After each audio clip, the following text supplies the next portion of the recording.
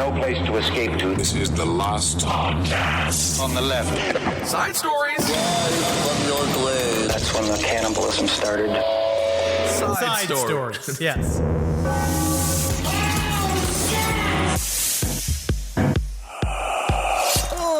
Jay, what is going on with you? What is it? You know what? I'm trying. We sit together, right? How many years have we known each other? 10 to 15. 10 to 15 years. And, you know, and you have to sit and think, in the beginning of each one of these shows, we have to start a conversation. Yeah, and it's so hard to do. It's so hard to do. Because we hate each other. Yeah. I just fucking, because that's what we do. We are just contractual friends. Yeah, of course. Every day we travel in separate limousines to the studio. We each have a therapist a personal therapist for Last Podcast Manners. Then we have a group therapist. Then we have a therapist for that therapist. Therapy on top of therapy on top of therapy. And they're all watching each other. You Skype your parents in all the time to find out exactly what they think of every single thing that you do. I have to be emotionally destroyed at least on a weekly basis. My mom's on speaker right now. She's just going, Henry Thomas said we should be on Broadway. Yeah, she would have loved for you to be on Broadway. Hey, what's up, everyone? This is Side Stories. I am Ben, staring at the beautiful face of Henry Zabrowski. You have no facial hair, which is always, speaking of, like, weird, this is... It's a little strange to just see your full face. I feel like I look like I have leukemia. I look like when I get to a certain level of beard growth after shaving the beard and I just let it all go back, I just look like a person who's out for the afternoon from an insane asylum that I'm on a lot of like Thorazine. Dude, that's the Penguin.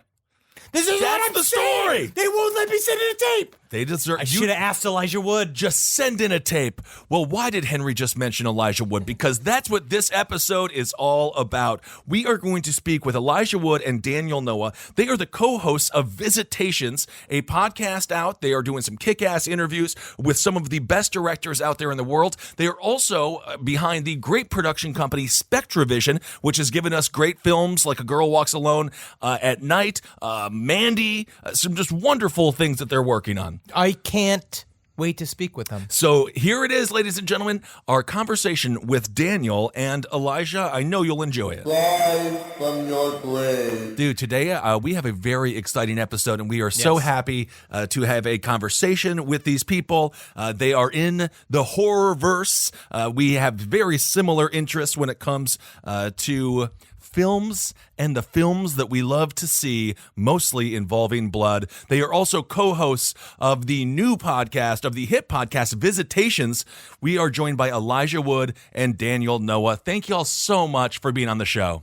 Thanks for having us. Hello. Hey, Daniel. And of course, you also have the production company, SpectreVision. Very excited about Visitation. So explain this. This is you guys talking to filmmakers. Now, is it you guys sticking to genre films for the most part in terms of horror and sci-fi? Yeah, in regards to the people that were the subjects that we're talking to. Yeah, I think that, because the podcast came through Shudder, right? Shudder being the sort of Netflix for horror. They approached us. They had this sort of podcast initiative. They were doing a number of podcasts, and they asked if we wanted to fill a slot. And we were kind of interested. We love podcasts, but we didn't quite have like a solid idea. You're literally too handsome for podcasts. We were told that we have faces for radio. That is why we're doing this. Yeah. And feet and limbs overall. For radio. Yeah. Isn't that fun? But anyway, so we bounced a bunch of ideas around, and because it was Shudder, we knew that the sort of connective tissue had to be genre, at least tangentially.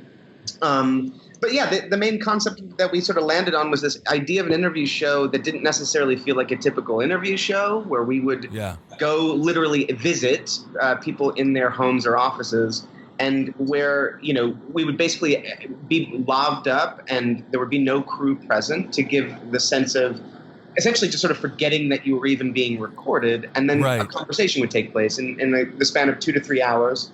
That would cover not the person's body of work specifically, but rather who that person was, what their childhood was, and what ultimately led them down the path of creation in the sort of dark world of genre. Right. Well, was that something that, and Daniel, you can hop in here, was that world, was that something that you guys were always interested in? I know for Henry, Marcus, and myself, that was sort of a key bonding moment for all three of us when Marcus brought up the movie Cannibal Holocaust, and Henry and I were like, yeah, it's like top 20. I mean, it's not like my favorite horror film, but like the fact that we even knew it, like... It's a personal love. I feel like it does come, like, that's why I really appreciate the idea of talking to filmmakers from and genre creators of people, like, where they came from, because I feel like horror is kind of a personal thing. So, and Daniel, you can take this off if you want to lead this off. Where did you find or discover your fascination with this subject matter, or just with this genre in general? You know, this is kind of really the subject of Visitations in many ways. Is, you know, what it's counterintuitive that sort of walking deliberately into dark subjects would be something that people would sign up to do, and yet obviously, you know, millions do it every day. People who love horror and you know, just all tales of the macabre or dark things in general. And why is that? And I think, you know, for me, it was it's a subject I've spent a lot of time examining, and I know Elijah has as well. And for me, it was kind of multi-determined. I think on the one hand, I had one of the most positive figures in my early childhood was my grandfather, who had a deep love of the Universal horror films and horror in general. And so we used to watch these we would watch all the kind of original classic Universal horror movies together, Saturday matinees in Chicago in the 70s. And I started to associate sort of safety and warmth with those films. And so I think that's one part of it.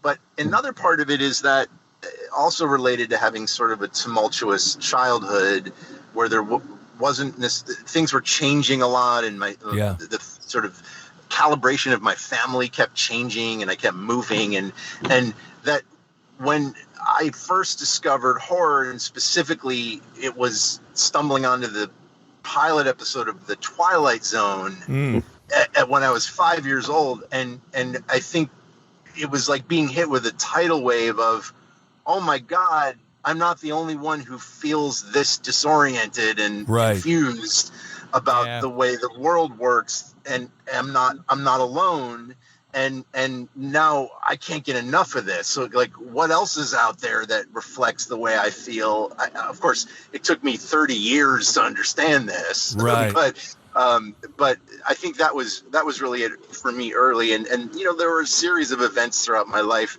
that really led to me saying, I think horror is what I want to commit my career to. And of course, Rod Sterling is the best of both worlds, a face for television and the voice for radio. He was just perfect in every single way. They were back in the day when, like, smoking cigarettes, like, helped your voice. And they would gargle the smoke to make it extra gravelly. Menthol, it's good for you. Absolutely. And then Elijah, with your work, obviously your life and career has been so well it's been so well looked into and examined over the years. Was that, Henry? Do you feel like, there was a noticeable shift toward genre when you decided to do Maniac? When you guys were working on Maniac, like, do you feel like that there was like a thing that ended up swinging? Because SpectreVision was made after Maniac, correct? Or was it during that time period? Correct. Yeah, SpectreVision. Well, actually, no, Daniel, SpectreVision was sort of around that time.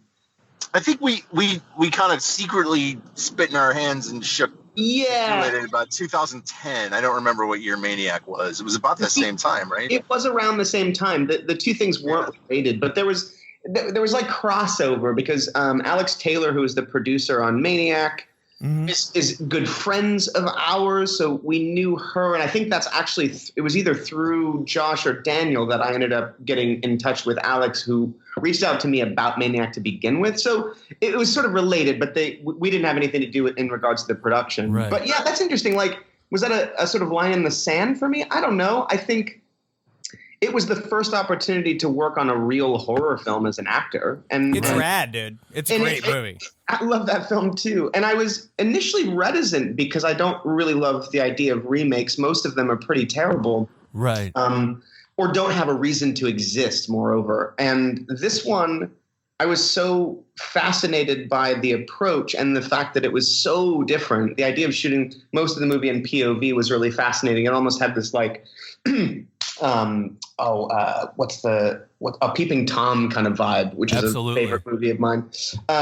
So yeah, the opportunity to play a killer in a horror film was super exciting. Oh, absolutely. It's the best. I was barely on screen. So I was on set every day and working with the DP, Maxime, who effectively was me as the operator. Right. And I was it was like this dance of trying to figure out ways to get into frame in subtle, interesting ways, getting my arms and hands in there. It was fun. It was really fun. Was that something that you had in mind that you always wanted to do, was to throw yourself into this horror world and become a maniac in the film Maniac, obviously? Or were you inspired by anyone? I know Peter Jackson, obviously the director of Lord of the Rings. People often forget he is the dude who made Dead Alive. Like, did he influence you, or did he talk to you at all about horror films when you guys were, in such close contact? We didn't talk a great deal about horror movies, but his work certainly influenced me. I mean, I came up on his old horror movies probably after I saw Heavenly Creatures, which I think was the first thing of his that I'd seen. I then went back into his catalog and watched everything except for Bad Taste, which I came to much later. But no, I mean, I think my love of genre and horror started when I was like 6 or 7 years old. I have a brother who's 7 years older than me. He was renting movies with his friends. Invariably, they would be horror movies because that's what they wanted to see. Yeah. And he would be like, hey, dude, come and check this out. Just don't tell mom. So I would get access to see these movies way before I should have. Awesome. And I fell in love with it. And I the older I got, the more I saw, the more I deeply fell in love with the genre and saw it for more than the sort of titillating, genre elements, but also for its beauty and for the art that it can represent. Mm-hmm. I think that's what I really started to see as I got older and sort of explored the genre more fully. I was just attracted to the art of it. Yeah. And then from an acting perspective, the Maniac thing was just it was just an opportunity to play a villain. I'd never really played a Maniac before. So yeah, right. It was just to be able to do something as twisted as that. It was really fun. I'm a short-statured performer. And as a short-statured performer, a lot of times I feel like, especially if I want to come across as a dangerous person, I'm just talking about my real life. If I want to intimidate somebody, I feel like I have to go overboard, and I've been accused of going overboard in social situations because you feel as this I have small person rage. Do you feel like any of that end up translating? Like, if you want to be scary on camera, like, do you think that you would as a fellow short-statured actor, when you have to go in there and be fucking terrifying, is there a way that you have to gear yourself up, and do you end up doing that to your family as well? Do you terrorize them as well? Like, in the process of that? Because that's what I get accused of a lot. Yeah. Yes, indeed, and rightfully so. Yeah. So you're sort of saying, like, am I compensating for my lack of height? Do we have to go crazier? Yeah. Yeah. Not really. I think the fun thing about crazy. See, Henry, not really is the answer. Henry has been trying to validate his aggressive demeanor because he's like, I got it. If I don't go to 100, I actually find the inverse far more frightening. It's the quiet, weird people that are terrifying, not the loud ones. Introverted or plotting to shoot me. That's what I'm saying. I don't trust introverts. How many times have you heard he was a nice man? He wouldn't. He seemed so sweet. We barely saw him. He rarely came outside, but God, he was a sweet guy. Just cleaning his guns. And people you got to stay away from. Absolutely. So, Daniel, what has been one of the experiences so far on Visitations? Again, we are speaking with Elijah Wood and Daniel Noah. Check out their podcast, Visitations, and they are doing some kick-ass things as well with their production company, SpectreVision. And we should talk, if we can, about about Nightmare on Elm Street. I want to talk about several things, and Mandy, obviously. Yes, but Daniel, I guess just quickly from your perspective, what are you learning right now? What are some of the takeaways that you've had in these conversations with these truly iconic directors? There was a point at which Elijah and I had this realization after we'd recorded maybe, the first 5 or 6 of these, that without even meaning to, we were inadvertently kind of conducting like a psychological study. We were collecting data, and then there were these really striking commonalities in the childhoods of almost everyone that we talked to that eventually led them down a path of embracing, sort of the dark arts or genre or horror or what have you. Daniel, were those mostly traumatic incidents or just sort of just life incidents in general? Is it just a lot of wedgies? Because we experienced those. Yeah. Well, so look, certainly that is a real factor that, when you go, the sort of genre community of people who make genre films and love genre films is a very warm and welcoming community. And I think that a lot of that is because it's people who feel like they're misfits, who don't fit in anywhere. It's a lot of Wednesday Addamses kind of, all coming together going, again, thank God I'm not alone. And I will often come back to that. Thank God I'm not alone as a sort of general explanation for why people love horror. Absolutely. But what we found with these conversations on Visitations, to be very specific about it, was that there were a lot of transients, like kids who got moved around a lot. There were a lot of broken homes, or even more specifically, the loss of a key support figure, like a parent or a grandparent, either through death or divorce or circumstance. Yeah. A lot of cases of kids getting moved into communities where they didn't necessarily feel like they fit in very well. It's like the parents almost kind of held them back, though.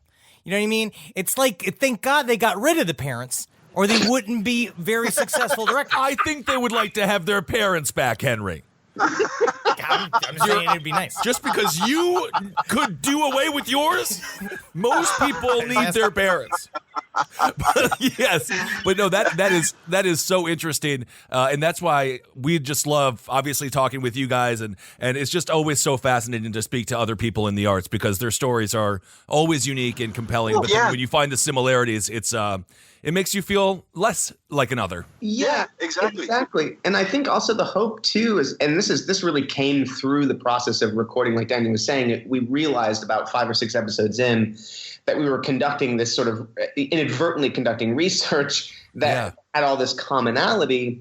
One of the fringe benefits of the show, hopefully, is that people who can relate can hear their idols, people that they look up to, also express their fears and their insecurities, and the fact that the path to that success is not necessarily an easy one, and I think hopefully that'll inspire people to kind of move forward in their art, knowing that Taika Waititi is still like, I don't know how long my career is going to go, so I'm just going to keep going at it. Oh shit. There's something really, there's something beautiful about that, in regards to being inspiring to other artists. We spoke with Mike Flanagan from Dr. Sleep, and he was talking about how, everyone's like, oh, your career must be going so well. And we're like, how does that feel? He's like, I want to throw up every day. And like, oh, cool. I just want to vomit every single day. Oh, great. Yeah. His interview was really, really revealing. That was actually a really great example of a conversation where things that hadn't occurred to him over the course of our conversation, which was pretty incredible. Just, things about his life, reasons he makes the decisions that he's made in his art, funneling back to things from his childhood and kind of connecting. We literally heard him connect those dots, some of them for the first time, which was really amazing. That's awesome. Very cool. Well, it just shows how personal his films were. Not that I didn't understand it completely, especially because when we spoke with him ourselves, he was talking about breaking down The Shining, like the difference between The Shining and Dr. Sleep, and talking about it was alongside Stephen King's own struggles with substance abuse. Right. Like I don't know why it never hit me as that before, because how many times you've seen The Shining, you read the book, about kind of what Stephen King as a artist went through, and then you realize, The Shining is all just about being locked inside of cocaine. He had to get out, and it's because he was so scared of himself as a fucking writer, which is the scariest job. Yeah, I think, because you just sit alone all day with your fucking brain, and God knows what you come up with fucking to entertain yourself. Rise from your grave. Rise from your grave. Well, speaking of Dr. Sleep, we talked with Mike about how difficult that was to work in Kubrick's Shadow. And I know with SpectreVision, we are seeing on Bloody Disgusting and places like that you all are very interested in producing the new Nightmare on Elm Street. So I know Henry has a lot to ask about that. And also, how are we getting Robert Englund in there? And what we're going to do, and how do you get him out of retirement? He was in the Goldbergs. If he played the fucking Freddy on the Goldbergs. He did recently say that he had one more in him, which is interesting. Yeah. I mean, we don't necessarily have a concept fully baked, but we love the universe. And in opportunity, it's really interesting at this particular juncture with some of these really classic franchises is that they reach a point in which they've been really played out and they're a little stale. So the idea of taking something like that is so beloved and reinvigorating it with a new perspective is a really exciting prospect, and trying to do something different that no one's done before, which is really what something like that needs rather than more of the same, you know? Yeah, because they try to do it with Hellraiser by just casting a fat Hellraiser, but it doesn't actually change the movie. He wasn't fat. He was just fat for Pinhead, because Pinhead ain't eating very much. No. But yeah, that would be one of those, and Daniel, you can speak to this. That seems like if you would be, if you did end up producing Nightmare on Elm Street, it is both a blessing and then a massive, like, how the hell are we going to live up to the standards that Wes Craven set for this incredible, iconic character and series of films? So does that send? So that is that more invigorating for you, that concept of like, we got some big shoes to fill, or is that like, how the hell are we going to manage to pull that off if we have to? Yeah, well, I mean, first of all, it should be said that there's absolutely no conversation happening about us producing Nightmare on Elm Street. This is nothing more than a wish on our part. It's a nice. I just saw the tweet and I was just like, "Can we help boost the signals?" Like, I really trust you guys. I think you guys are making great stuff. If we talk about it and manifest itself into reality, I think we can do this.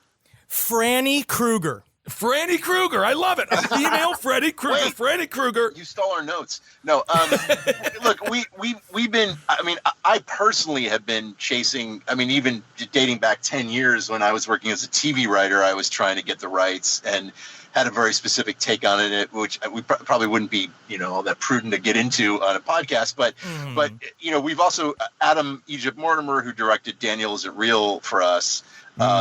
Is also obsessed with Nightmare on Elm Street, and we've all been sort of collectively talking about it, and we have chatted with the rights holders a little bit, and there's a lot of complications about the rights. So I don't know that anyone's making a Nightmare on Elm Street film anytime soon, but look, I think with anything like this where there is so much baggage in history, you're gonna piss off certain people. It's unavoidable. I mean, I've even just, this whole thing came out of an interview we did with Coming Soon, where they asked us to name 5 fantasy films, and we just mentioned this, and now I think there've been like 5 or 6 other stories about it that have hit since that came out, and I've even just looked in the comments. People are already having arguments about a movie that doesn't exist. It doesn't. The internet is so wonderful. Yeah. I think this is where just having a team of really smart and thoughtful people comes into play. I think as we've talked about how we would hypothetically tackle it, I've had some pretty extreme points of view about abandoning a lot of what's happened in the past, and Elijah, as a voice of reason, has reminded me that there are fans that want to see certain things, and you have to balance things out. I know we would love, if we ever we're lucky enough to have it, we'd love to have England do one more rodeo with us, and but I all I'll say is that we have, while we haven't fully baked it, as Elijah said, we have a sort of general approach to it that has never been done before in any of the iterations, that in some ways in our little minds feels so obvious that we're a little bit surprised that it hasn't been done before. It's really just kind of taking the mythology that's there and asking yourself, what other avenues can be walked down? You know, what if you took a left turn off of Elm Street onto, you know, whatever, Maple Street, or, you know, what other stories are around the corner? But then also, I also wanted the story of Frederick Krueger. Like, that's the other thing. It's being like, what about him as a child molester, which is not, you know, like not the most exciting elevator pitch. You know, I'm going to interject on that one because per canon, this is the thing that's so confusing about all of these long-winded franchises. I mean, this happened with Halloween too, where like the Cult of Thorn comes into it, and you're like, what the fuck is all this? Like suddenly. Well, initially, Freddy Krueger was only a child murderer, and he wasn't, I believe, not established as a molester until the remake. Is that right? Yeah. Maybe. Yeah, that's right. Is that true? That's what. True. And I gotta say, I've never liked the molestation thing. The killer is like, it's like putting a hat on a hat. It's so yeah. Is it? he molests and he kills them. Oh, come on. Yeah. Let him just be a murderer. Well, you know and what? He insults their mothers. Yeah. That makes you the best person in Hollywood, Elijah. He just wants the killer. That's all he wants. He doesn't need the molestation. He doesn't need to make the lick.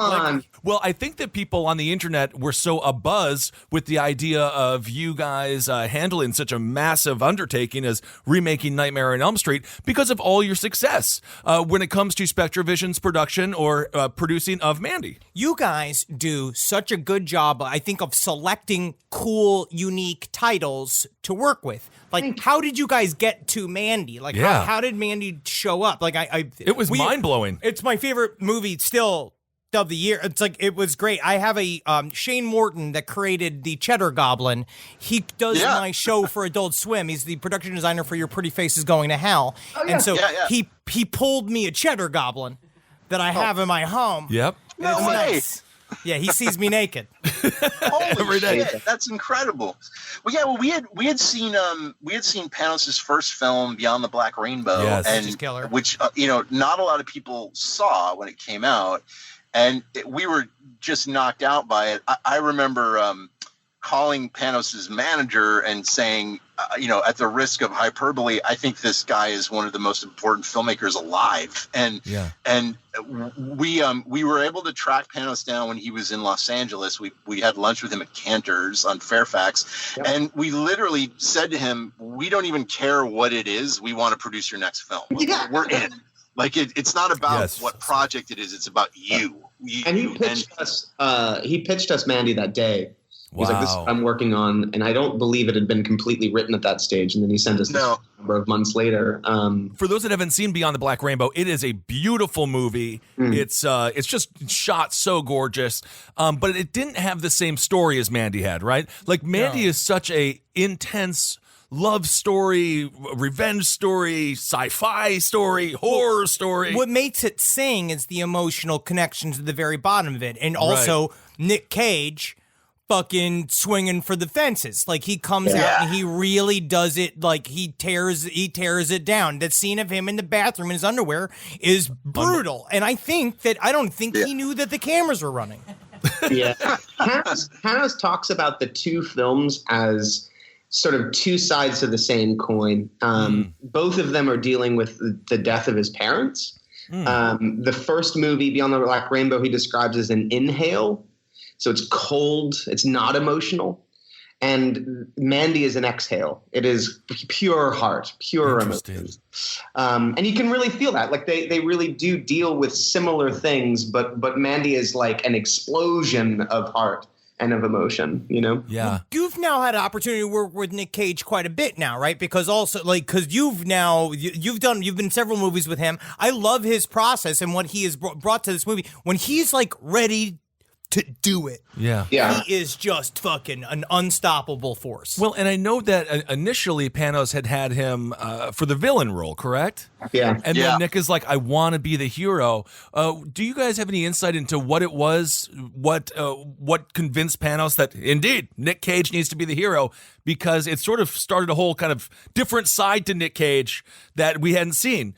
In a while, at least. In a long time. So, do you know, like, what was it that he showed where you're like, that's the perfect role then, dude, and I know you're going to nail it? Was there anything in particular? Well, as Panos tells it, Nick, Elijah had done the trust with Nick, and Nick, who's just a big-hearted child in the body of an adult man, was, excitable and curious and passionate, and he was real interested in what we were doing, and he, I remember even when we met him on set when you guys were shooting, he loved the SpectreVision, he loved the vibration off that name, and so he started asking Elijah, saying to Elijah, like, you guys seem like you were pretty hip on like new filmmakers, and what should I look at? Elijah gave him Beyond the Black Rainbow. He loved it, and then we offered him the role of Jeremiah Sand, the villain. Right. Nick showed up in Vancouver to meet Panos,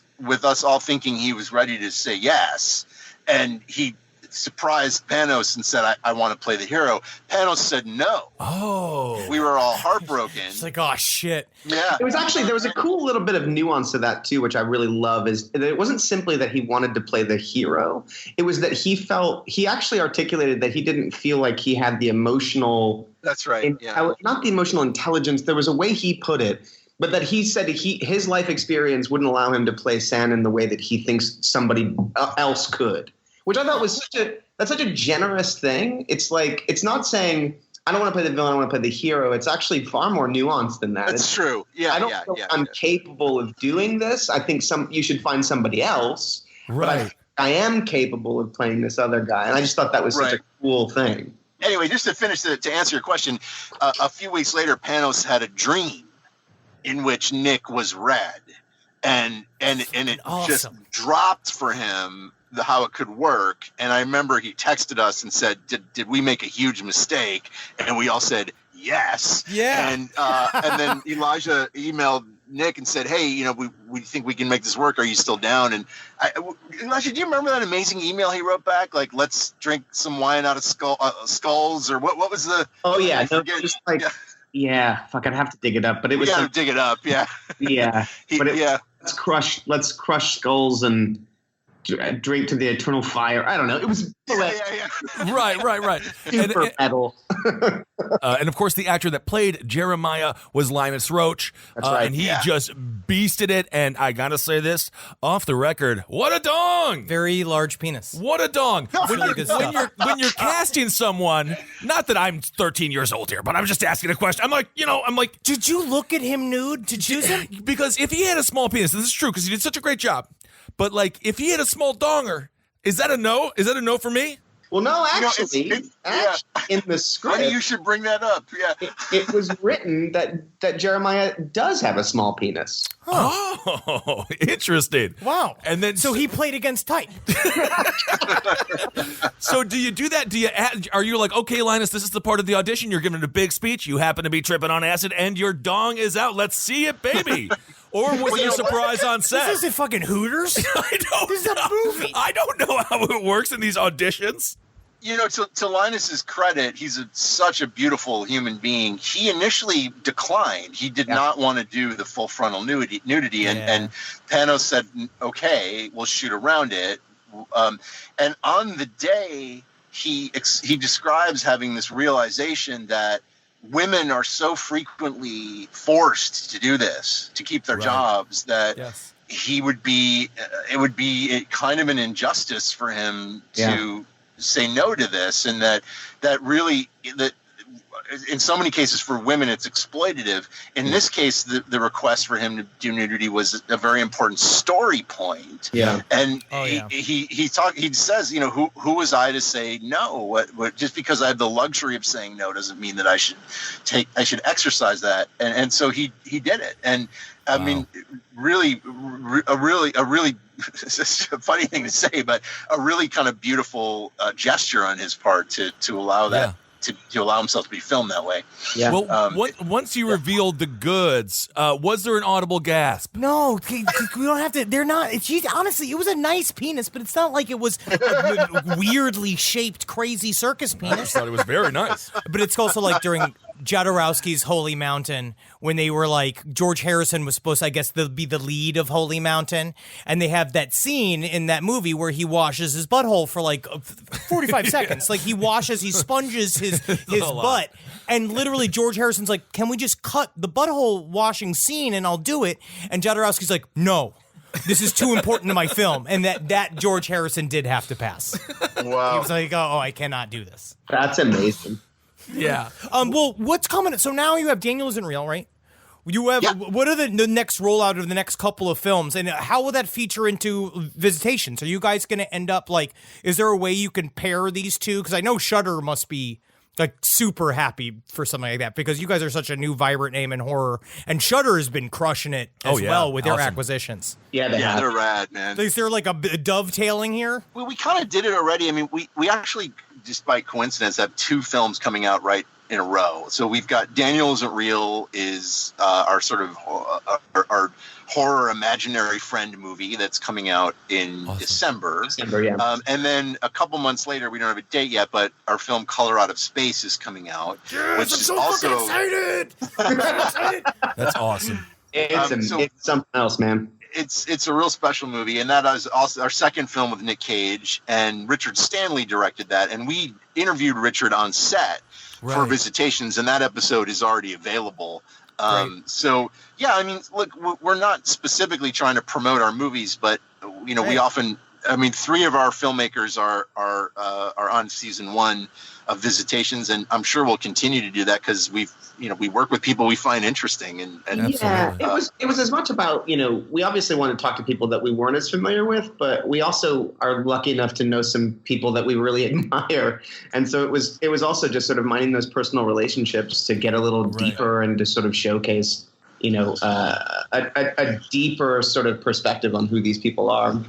Yeah, I mean obviously our season 1 finale is it's a 2-parter with Guillermo del Toro, and we're unlikely ever to get to produce a film for him, but it was it took many months to lock him down, but we were finally able to do it, and that I think that episode is just a knockout. He gets so intimate with just kind of talking about his life and how the ways in which his personal experiences have crept into his work and sort of the legacy that he wants to leave behind. Yeah. It's an incredibly powerful conversation that I think we ourselves were very enriched by. We're so honored to have had that opportunity with him. He was so generous with his time as well. I would love for you to expand on that, but I would just like for people to listen. So go to listen to Visitations. We are currently speaking with Elijah Wood and Daniel Noah. Check out the podcast Visitations. It has Henry and my full endorsement. I can't friggin' wait to hear the show. But this is great. I have a question about what's going on now with filmmaking. Obviously, Mandy was crowdfunded, correct? Wasn't there a large internet movement to get Mandy made once they found out that Panos was making another movie? Or if not, just talk about how technology is played into getting the movies out to people that they want to see. Because I feel like for the longest time, the Hollywood machine would ruin the genre. They ruin so many great horror films. They just don't care. They water it down. Do you feel like we're in sort of another golden era for horror because the fans have more of a say in what they actually want to see and people seem to be listening? I think it's a combination of things. Daniel, you can speak to this too, but I think we started our company at a juncture in which it preceded this golden age that we're currently in. And we started our company largely as an answer to what we felt was a missing component, which was that there was no single place that quality, interesting, forward-thinking genre was being made in the U.S. There was a lot of great genre films being made in other countries, and a few examples of standalone sort of movies that were being made in the U.S., but not like a movement happening.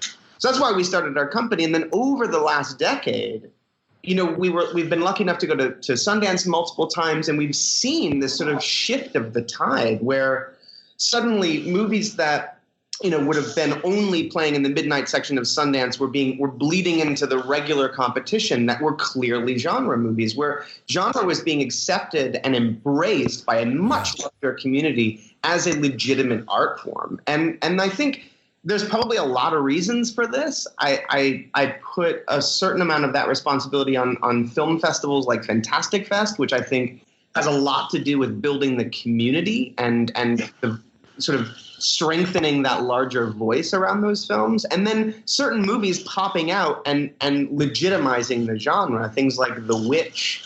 And I would put another film that you produced, A Girl Walks Home Alone at Night, which is, you've seen, this is just beautiful, stunning Stunning piece of art. Well, I honestly horror for me is like really it's saving indie film. I think because no one goes to see indie comedies as much as we like them. Like people will go though to see what are now becoming almost like destination horror indie films because you guys are just making pure movies that people actually want to see. Like you're making movies for yourself that you want to see that align with what all of us want to see because you're true fans and we're true fans. Which I don't know why it seems to only exist in horror. We just kind of have to hold the line so that it doesn't, because once it starts making too much money and then we're all fucked and then all of a sudden Mandy's a ride at Universal and then we can't do anything. You know what I mean? There's a Mandy 5. Yeah, there's a kind of cool thing though. There's like the bigger budgets, like what would have previously been studio movies, and to a certain degree they are handled by Blumhouse. And so there's like a whole track of the bigger budgeted horror movies that are very well handled by them. And then they're doing great. They're doing great. They're doing fantastic. And the other studios aren't bothering with horror, and then it's all independent studios, either independently financed or A24. God bless them. Please stay making genre films, A24. Absolutely. I love A24. Do you feel like this is the only time something like SpectreVision, this is the best time for y'all to shine? Like, is this something that you had wanted to do in a long time, for a long time, start a production company, and you're like, because of technology, because of the sort of realignment of the power structure that's going on in Hollywood right now, like this is the time to strike? And do you feel like you could have been able to do this 5-10 years ago? Or is it just right now? Is this the perfect time? It wasn't strategic on our part at all. It was purely motivated by us becoming friends, realizing that we had a shared mutual love of genre and horror, particularly the kinds of movies that weren't being made regularly at the time. And it just so happened to coincide with this beautiful renaissance and embracement of the genre in general. It was not at all strategic. It was not like, let's strike while the iron's hot. It's like, let's make this. And if the iron wasn't hot, we'd still be making those movies. Yes, right. Yes. It wasn't at all a strategic move on our part. It was purely like, we love this and these are the films we want to make and the filmmakers that we want to support, Awesome. There was this an interview with Robert Altman that I refer to a lot when we get asked this question, in which someone asked him toward the end of his career how he could account for the ways in which he had sort of zigzagged through the zeitgeist, with sometimes his films being huge hits and sometimes them sort of, not even getting a real release. And his answer was, it's not me that's zigzagging, it's the zeitgeist. I've always moved in a straight line. And sometimes my interests have aligned with culture and sometimes they haven't. And I think, many of the greatest artists, I think, behave that way. Horror is a genre that, like Michael Myers, never dies. It always comes back from the dead and tends to reflect times of anxiety, global and national anxiety. I mean, they've done studies where they see that the horror booms tend to coincide with or follow times of war. Now we're sort of we're kind of in a post-war society now. I mean, it's either no war or everybody's dead, right? But we're I think this is a very stressful time in the world. And, regardless of your political beliefs, we're all on edge. There is a feeling of great instability and whichever narrative you choose to believe, you're part of that narrative is that the other side's lying to you. You can't trust institutions, whether it be the media or government, and all that anxiety coalesces around what genre? Horror. Well, horror and superheroes, which is kind of nowadays. I mean, the superhero is the other side of the coin, is the wish fulfillment aspect of, there are people who are rock solid. There are people who will keep me safe. There are people out there who have rock solid values, who cannot be corrupted. That's the sort of sunny side of the street. The dark side of the street is there aren't any of those people.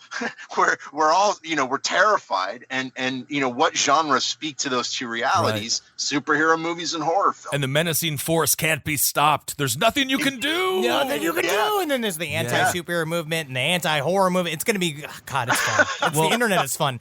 What are you guys watching right now? What's horror that you guys are in the middle of? Is there anything that you're watching that you would give a shout out to? Anything you like? I haven't seen a new horror movie in a minute. I saw the light. You like the Lighthouse? No, The Lighthouse. horror, right? The Lighthouse, a horror movie, but oh my god, The Lighthouse is stunning. I can't fucking wait. It is so beautiful, and it's the kind of movie we're living in a really interesting age in which certain people are being given keys to a kingdom without really anyone watching what they're doing, seemingly, and that's really exciting. And I it feels like it's tenuous and then it could disappear at any moment. So I'm so relieved that we're living in this era where a movie like The Lighthouse can even get made. I mean, it's shot in an aspect ratio that is really weird for a lot of people. Like, I know people have seen it. They're like, why was it shot like that? I like it. It's like almost too much control, and the artist is allowed to do whatever the fuck they want, which is very exciting. But thankfully, and I'm so grateful that Robert Eggers was given the opportunity to make that movie. It is really stunning. The performances from Robert Pattinson and Willem Dafoe are incredible. It's just a stunning piece of work. It's disturbing. It's definitely not a horror movie. It's a genre movie for sure because it's just about two guys losing their minds. But yeah, that's my favorite recently. And of course, speaking of superheroes, Robert Pattinson's going to be Batman. And I'm all for it. I can't wait for him to be I'm Batman. all for it. I'm all Same. for And it. it's Matt Reeves is directing that, right? Yes. Fuck yeah, man. It's going to be great. Yeah. And a great apparently the rumor is that there's a potentiality that they're adapting The Long Halloween. Yeah, dude. No, it's awesome. Come on, man. Like, I'm very excited. Because he's also intimated that he wants to make a detective movie to take Batman back to his detective routes. Yeah. And that's what Long Halloween is. It's ultimately tracking down a serial killer. It is so rad. Oh. That is honestly, as Daniel, as you were talking about, that is a perfect marriage of the superhero and horror genre. He's gotta make sure, as long as he can beat up at least like 10 guys. I need some action. Once I get the action there, because then he can put the magnifying glass out and be Detective Batman. And then I also want to make sure he knows enough jujitsu and he kicks enough guys in the sternum as well. And I'm satisfied. I don't know that I'll ever get over the fact that The Dark Knight never got properly, never had a direct adaptation. There's like little bits and pieces of it ended up in. I'm talking about Frank Miller. Yeah, have never ended. Was it Dark Knight Returns? Dark Knight Returns. Yep. Yeah, Dark Knight Returns. Sorry. Daniel Day-Lewis as old Batman. Hell Daniel yeah, Day-Lewis as old yeah. Batman. I wanted him so bad. They gotta flip. He's gotta say that to someone, one of his people. Sure. I don't know if I'm inventing this memory, but I remember there was some conversation about Dark Knight Returns getting adapted where they were trying to get Clint Eastwood and he had said, I have no interest in being in a superhero movie. And I don't wear a cape. I'm not a ballerina. And you're like, I know, Clint. Yeah, thank you.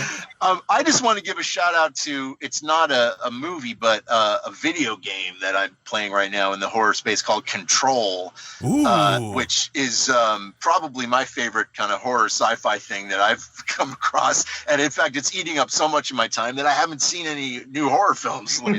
Dude, that is awesome. Control is almost like they figured out how to turn a David Lynch movie into an RPG. Awesome. It's incredible. I will be downloading that tonight. Well, thank you all so much for being on the show. We really appreciate it. This has been such an honor. Yeah, guys. We've been a fan of your work for so long, and it's just you're just sort of you're part of the fabric of our community, and we're just so happy to all be together in this weird little world of the macabre. What you guys are doing for genre is fucking hell. Is really helping. Oh, thank you guys. Hey, I have a question for you, if you'll indulge me. Of course. Sure. Yeah, actually, I have two questions for you. One is, are you believers in the paranormal? This is something I can never put my finger on in your conversations. I believe that there is no such thing as absolute truth. I think that the universe, the fact that reality is created by the 3 pounds of jelly in our skulls, shows that reality is very changeable and very thin, and it is unpredictable and unmeasurable. It's something that we are, because we're kind of in a consensus reality. I think a lot of times that paranormal stuff can be described as either science we haven't discovered yet, or just the fact that we live in a tenuous, multi-dimensional world where shit slides in and out. But that's how I believe in it. But then I believe that I believe in psychic abilities. I believe in like telekinesis, but again, I think that's future science, and I think that ghosts are essentially just like giant energy farts. Yeah, could be. I mean, I don't know. I do want to believe, and I do feel like people are experiencing a lot of different paranormal activity. And when it comes to UFOs or ghosts, whatever it may be, it's real to the extent that people alter their lives entirely based upon their perception of what they've seen. So it's like, it's real in the sense that if you're a ufologist, you swear to God you saw an alien, and next thing you know, you're making that film. What was the guy who just took the dump by the tree when the documentary? Oh my God! The curse of the man who sees UFOs. Yes, the curse of the man who sees UFOs. Yeah, he saw a couple of UFOs and he shat his pants, and he tried to show this documentary crew where he shat his pants. He's like, and you see it's right here, and he like pulled his pants down and be like, I shat right here. I shat right. So to the extent that man's life is forever altered. That is a very real thing. So yeah, I think they're very powerful forces at play. Certainly powerful enough to alter someone's entire life trajectory. Got it. All right, my second question, my final question is, Henry, would you do your skeleton impression before we sign off? I'm a skeleton. I'm having a good time. This is my skeleton voice. This is what I do, Elijah. Yes. I love it so much. This is what I do. This is my profession. Oh, my goodness. Check out Visitations with Elijah Wood and Daniel Noah. You will not be disappointed. Thank you all so much for being on the show. We really, honestly, again. It's been an honor for us too, you guys. Hell yeah, Thank bro. you so much, guys. Rise from your grave. All right, there it was. Elijah Wood and Daniel Noah. They're very talented. They're very talented, and they're incredibly kind. And, man, you know what, dude? I still, like, when we started the conversation, we were like, we're such big fans. I don't even know if this was recorded or not. And Daniel was like, I'm a huge fan of last podcast. It still surprises me. It is nice that they listen. How do they know? Like, I still, like, no one listens to us, right? Like, no, I don't know how they know. I don't know. It is. They're mostly just talking with them. It's really cool to see. And I think our listeners are similar to us, where it's like, if you've seen A Girl Walks Home Alone at Night, or you've seen Mandy, like these are the people that are making this, and the way movies kind of work, if you're not part of show business, like these production companies, the fact that honestly, like Elijah Wood is using his influence to make horror good, like and good horror. Like we have to support the fuck out of these movies, because if we don't, that's how we lose this shit. And they want it not to succeed. They don't want it to succeed. They don't want it to succeed. Because they're not making huge money. Mandy's not making huge money. Girl Walks Home Alone at Night's not making huge money. They're making waves socially. People are talking about the movies, which is, I think, beautiful for art. But you don't understand, like, if you Hollywood wants it the next day. They want their money back the next day. And I love Blumhouse movies, but they definitely also kind of it is the horror factory now, right? Absolutely. So they put out these high profile tentpole summer horror films every year, and it's a lot of sequels, which I also don't mind, because we love every fucking cheesy sequel. I want more horror always. I love it, but know that they make money. They go and print money. They go and they ship out these movies, and they get that money back immediately. These are films that only traffic because we like them. Absolutely. So keep on supporting great cinema and just horror films that need our support and always will, because again, this genre, as popular as it is now, it will be under attack once again. That's just the way it works. It's us. It's our way of life. It's our way of life. That's how I feel about horror, especially, and it's weird. I think the way they said that too, about how horror is kind of like a family and the genre is kind of of a family, and it weird how you kind of can feel close to horror filmmakers, even though you have nothing to do with the success of their films or anything they're doing. Right. But you sit there and being like, man, we kind of all are on the same team, and I didn't fully appreciate that. Absolutely. And of course, the listeners of this show, we're all on the same team as well. Without you, we don't exist, and we don't take that for granted. So let's never take our favorite genre for granted either. Okay. We have to fight for it. We must fight. Thank you all so much for listening. We really appreciate it. And we will see you all in Washington, D.C. this Saturday. Friday? What? This Friday? Friday. This Friday. Yes. We there got we go. this. We know what we're doing. Yes. So we're going to be in Washington, D.C. on Friday. Friday. So come on out to the Death Becomes Us Festival. Yep. And it's going to be a great time. Yep, we're gonna be opened for by Jen Tisdale. Yes, friend indeed. of the show. Very excited to perform with her. Excited to do the show. Excited to be in the nation's capital. Oh, it's always wonderful. It'll just be like an hour long. We're going to sit there, chit-chat, and have a nice little time. So thank you all so much for listening. Hail yourselves. Hail Satan. Magusalations. Hail me. Oh, yeah. Oh, yeah, buddy. Oh yeah. This show is made possible by listeners like you. Thanks to our ad sponsors, you can support our shows by supporting them. For more shows like the one you just listened to, go to lastpodcastnetwork.com.